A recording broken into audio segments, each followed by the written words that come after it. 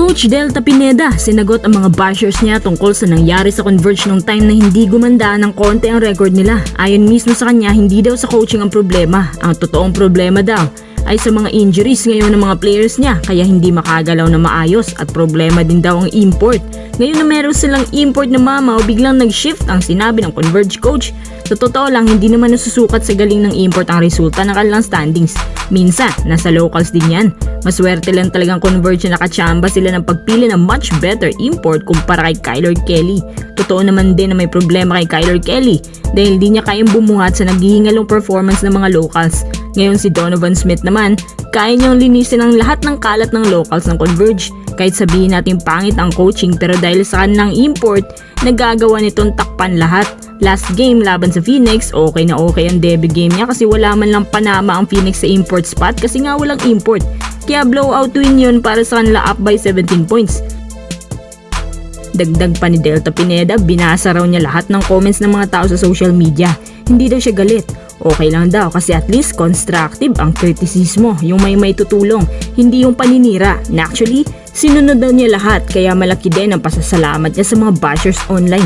Kung nagbabasa siya online, ibig sabihin, nababasa din niya yung mga komento ng mga tao tungkol sa kanya. Kaya pala niya sinabi sa isang interview na walang problema sa kanya. Kung akong tatanungin, medyo meron namang problema sa coaching. Hindi naman natin tinutuko yung iisang tao lang. Buong coaching staff may pananagutan sa mga nangyari sa Converge recently.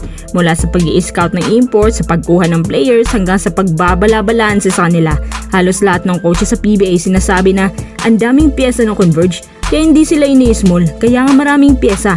Pero bakit napasama ang record nila? At tanging si Donovan Smith lang ginawa nilang solusyon sa ngayon. So next game, masusubukan ang buong analysis ng Converge, yung laban sa team na may import. Magaling ng import tapos maraming pyesa pero natalo pa. Kayo nang bahalang humusga kung sino totoong may problema.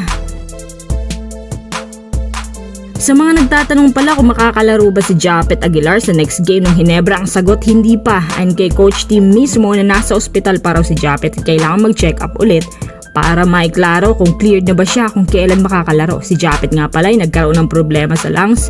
Ayon kay coach team, may hangin daw na kailangan ilabas sa lungs niya para hindi siya mahirapang huminga. Bali ang medical term siguro dyan, yung pneumothorax. Masakit huminga kapag may hangin ng lungs at hindi ka talaga magiging komportable. Kaya kailangan muna itong tanggalin. Sa tansya ni Coach Tim, mukhang aabutin pa daw ng 1 linggo o katumbas ng 2 games na mawawala si Japet. May isang analyst naman ang nagsabi na kapag wala si Japet, maapektuhan daw ang kanilang rotation dahil hindi stable ang performances ni Troy Rosario sa poste. Hindi rin consistent ang numbers niya. Pero napansin ko rin na kapag wala si Japet, medyo nagiging agresibo si Troy nang hindi siya nasasapawan kasi siya lang ang natitirang big man na inaasahan. Si Troy nagka-average ng 12 points, 8 rebounds per game at nangunguna po siya ngayon sa rebound sa lahat ng locals kundi ako nagkakamali. Kapag siya lang mag-isa at mas madalas ang pagkakayod niya sa poste, mas nagiging halimaw si Troy. Pero kung nandiyan si Japet, medyo hindi maganda ang kanilang kombinasyon. Ibig sabihin, hindi masyadong problema kung wala si Japet. Kung maayos naman, ay papakita ni Troy. However, may katotohanan naman din ang sinabi ng isang analyst dahil mas nakarely nga itong si Coach Tim kay Japet at mas may experience na rin kumpara sa lahat ng big man na dumaan sa kanya.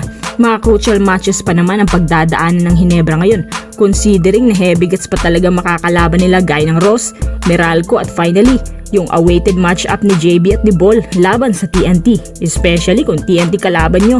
Kailangan mo talaga ng napakaraming big man kasi kakainin lang yan ni Ball lahat. Kung laban sa TNT, siguro tamang-tama na andyan na dapat si Japet. Nagdasal ngayon ng Ginebra na sana ma-discharge na siya at makabalik na sa practice. Pasalamat ang Ginebra fans kasi hindi naman daw masyadong malala ang sinapit ni Japet.